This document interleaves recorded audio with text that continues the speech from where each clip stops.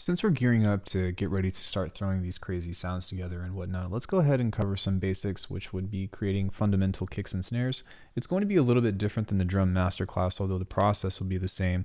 I am more so looking for things that is going to be a little bit more 909-ish or a little bit more pitched as opposed to really hard-hitting smacks, and that's because generally speaking, these drums are going to be playing very fast. So the slower a BPM is, or the slower the tempo, the more that you can let a kick or a snare breathe out because it can fill up more of that void. But when you've got a bunch of transients that are playing one after another, I think that it really caters towards having very clean and very simple fundamentals, so to speak. And when I use the word fundamental, it means that it's going to be a foundational layer of either a kick and or a snare. So kicks are relatively simple. The only thing that we're going to do that's going to be a little bit different than the drum masterclass, which you should all have access to, is we are going to pitch this up a little bit higher, say like so, and then we're going to try to create something that is a little bit more thumpy, but not too like knockish. There's not really any other way to say that, so I'm just going to kind of go ahead and fish around to what I'm looking for, and I'll show you what I mean here in a second. That's actually not too bad. It is a little bit too long, so we're going to go ahead and shorten this just a bit. That seems pretty good to me. And then let's go ahead and add our noise layer here and cut this out. And this is just going to act as our top end. I like to have a little bit of attack here. Sorry, I enlarged my mouse cursor, so my accuracy is a little bit off. But this is just going to give it a little bit of nice crunchiness on the top whenever we go through our distortion process. We can give it just a touch of stereo if we want, make it nice and wide. And maybe let's go ahead and boost this just a little bit more as well. There we go. Now, the main thing with this is that you're going to want to play with the envelope decay time as well as how much of this you're applying to the pitch bend. And that's just because, I mean, really that's the essence of shaping kicks in the first place. But you can go watch the drum masterclass on more information on that. But now that we have that, we're going to create a distortion. And then we are going to create a low pass filter, kind of like so, around the 240 region-ish. And now let's go ahead and add another distortion here. And the reason why I do this is because it just has a really nice timbre when you send it through a limiter, which is obviously like super duper knockish and stuff already. But the way that we control that is by using a compressor after and set this to a high ratio with a long attack and a long release. And we can just kind of... So now that we have something that is nice and hard hitting and thumpy, we can go ahead and adjust this just a bit. And then we want to make sure that this is a little bit shorter. So from here, you can see that there's going to be a lot of things that we can play with. And I want this to be a little bit more pitched as well, just because it's going to help bite through the mix. But let's go ahead and kind of mess around with this.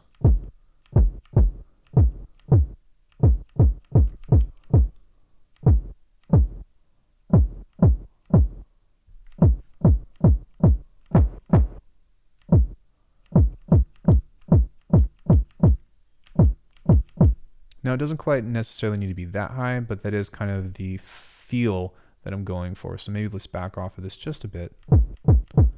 And let's go ahead and add in our multipass. Now, this automatically is going to make the sound a little bit punchier. It's just the way that the phase flips, but it usually sounds pretty pleasing.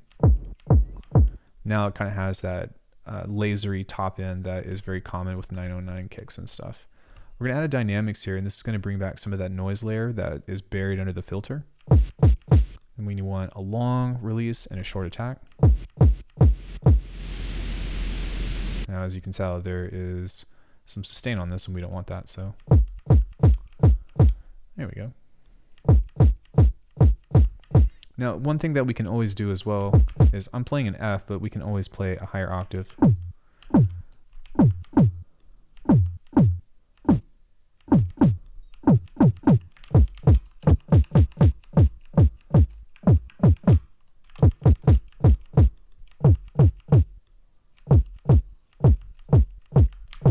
There we go, nice and short and knockish.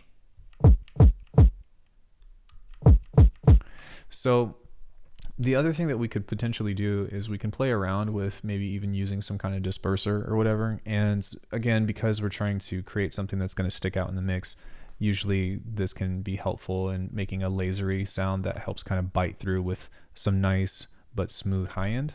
We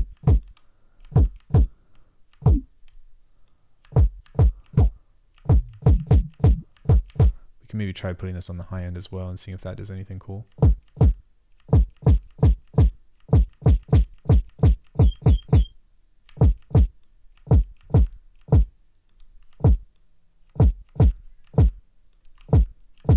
Sounds pretty good. You can always add more high end to this by backing off of the cutoff. But at some point it's going to become just kind of broken.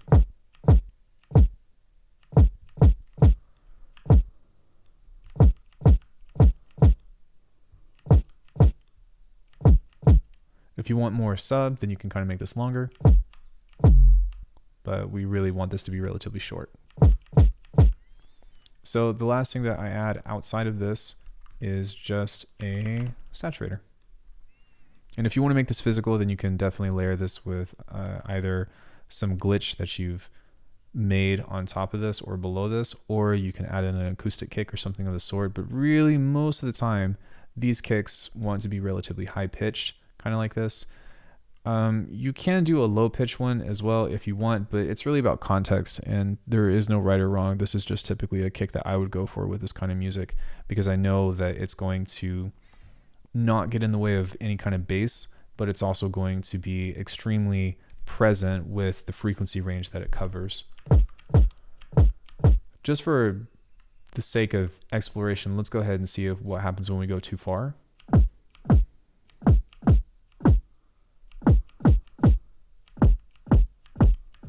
Sometimes you think like, oh, it's too much, but then you just back off with the decay a bit, and then suddenly it becomes even better. So I'm really just showing you this to say like, hey, this is how you can explore to try to find different kicks that work for you.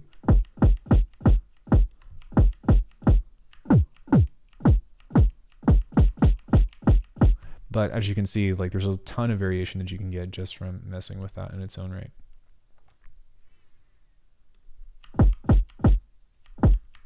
Then whenever you balance this out, you can always shorten it as well, but I think that it's okay for now. So the next thing that we're going to do is grab ourselves a little bit of a snare, and I don't really care about tuning drums, but I guess I kind of do it like habitually. So if I'm playing an F, then I'm usually going to tune my snare to a C, which is a fifth. And you don't necessarily have to do that. In fact, I think that it's a little bit overkill, but what we're going to do now is also add a pitch bend to this up here, and set this to some arbitrary amount and just make this super short. And when I mean super short, this is going to be like 5 milliseconds or so. And then let's go ahead and give this a tone.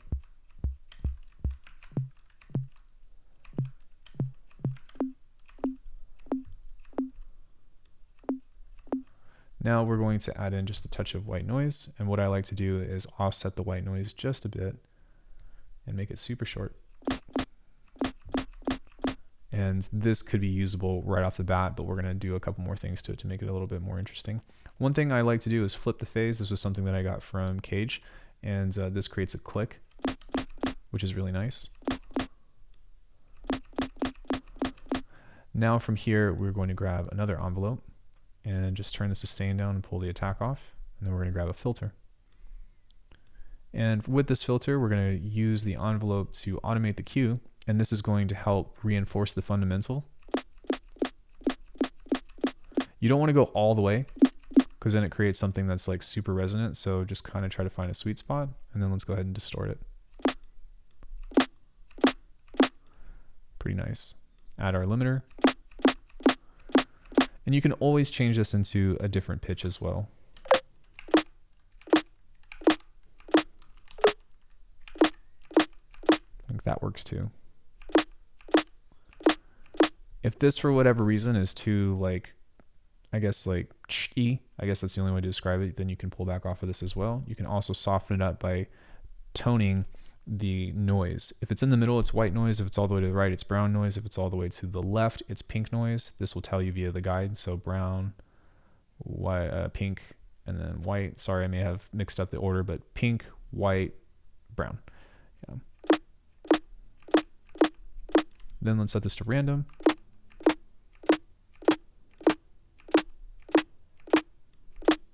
maybe not. Yeah, I like the consistency better, but now we're going to go ahead and compress that as well. And we can give this a long attack, long release. Same thing.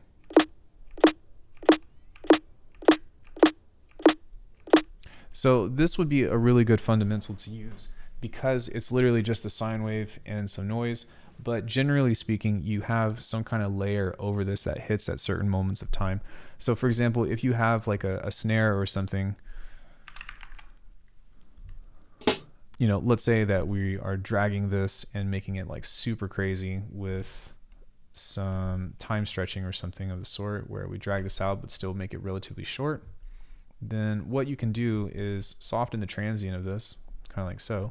Let's go ahead and make that shorter. And then if we were to layer this, this is going to have the fundamental, which is kind of why we use that vocabulary here in the first place. And this should, in theory, sound pretty nice with each other. We can even make this a little bit shorter. And from that, we can pitch this as well if we wanted to. But from having this fundamental, it doesn't really matter what we put over this. We're going to get some interesting stuff. So even if I were to pull up my sample pack, and I've got this thing called Alckemy stuff of different things that I've been bouncing out for this course in particular. Let's say we pull out like a synth line or something.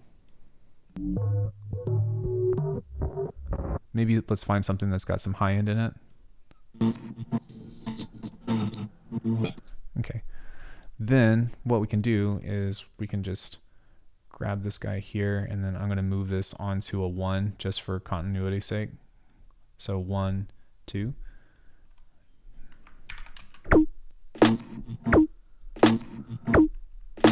And if I were to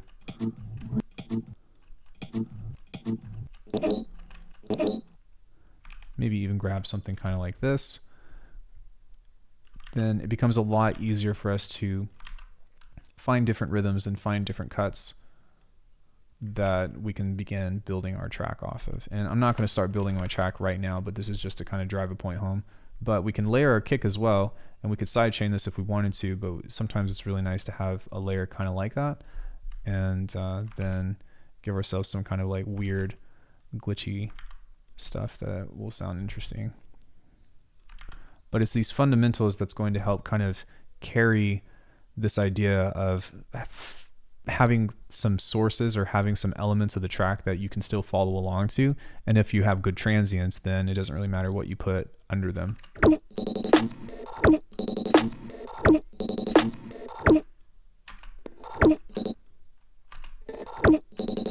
This is obviously way too high, which you can do if you wanted to, but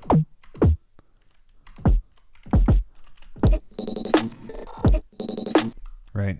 So now from here, you can kind of break this rhythm, or you can kind of skate through some of this stuff and see if there's anything else that's interesting to you.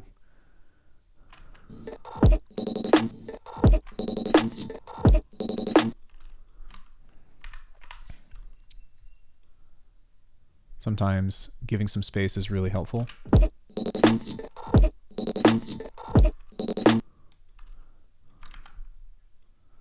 can also do something like this.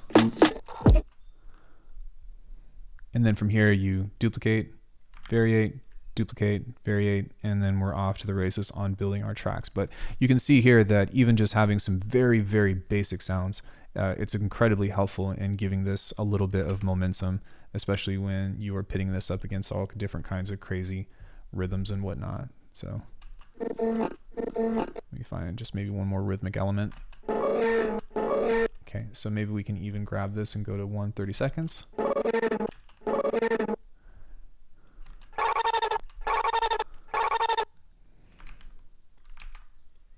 Then we can also maybe do like some cool, interesting call and responses or something like this. So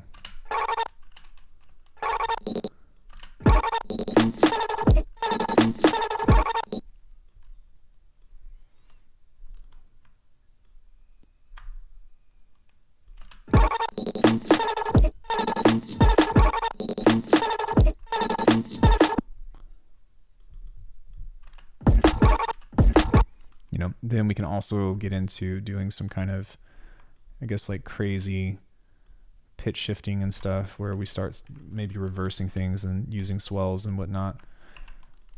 So we can even do something like this to where this rises up over time, something like this. But hopefully you can kind of get the idea about whatever it is that we use. And it is going to depend on what we throw in here. But at the same time, if we've got good drums and good transients, then it's not really going to matter, because this is going to be the stuff that we're going to be paying the most attention to.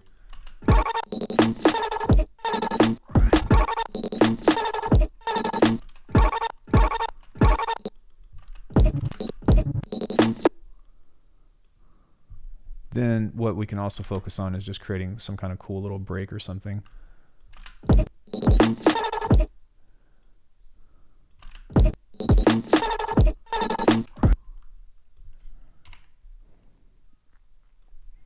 And not only that, but we can also get into doing some other cool stuff to where we're pitching this around, and then that's where we can also get into using this snare in particular.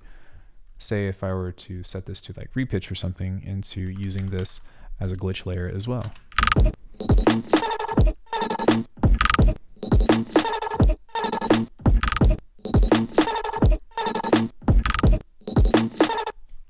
I'm just going to grab a hat, or rather a shuffle, because that would be the easiest to explain through some of this stuff.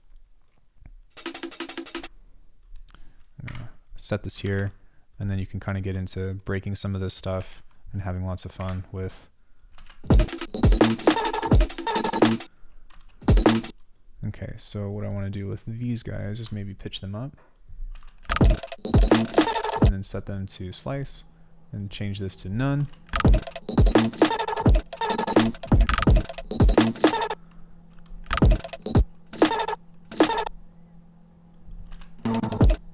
Maybe I can set this to Elastic Pro and turn this up. That's kind of cool. And then what the name of the game is just syncopation. Syncopation.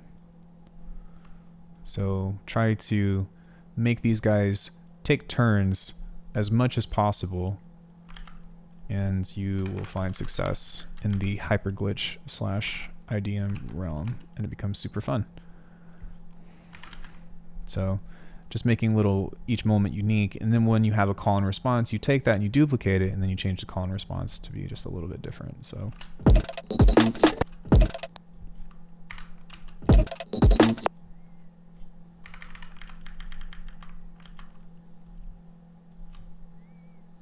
sometimes if it sounds too cheesy, then you can start to try to make spaces and really just turn them into like super duper glitch drills and stuff.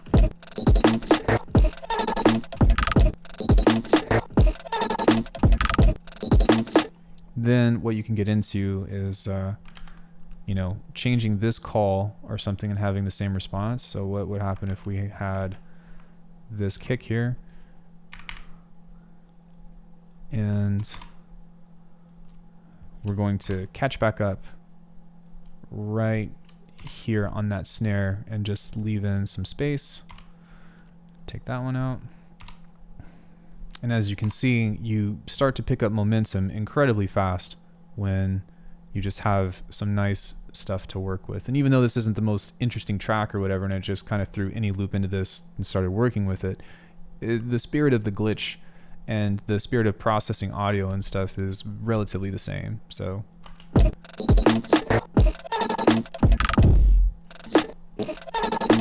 okay, so I thought that was going to be cool on that off snare. So what we can do is maybe make that move around kind of like so.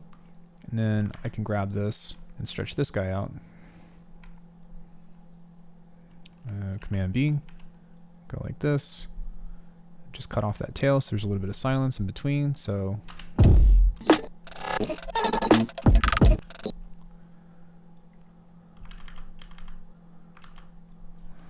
let's give that a sense of space right there. We'll syncopate that. So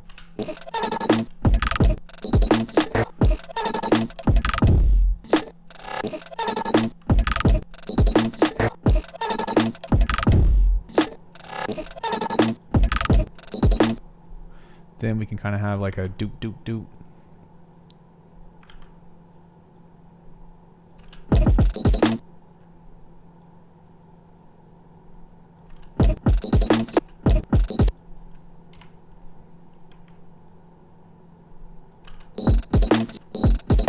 Can set this to repitch.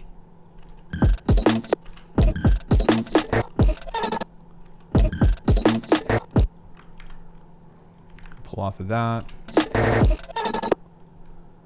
Then we can make that staccato.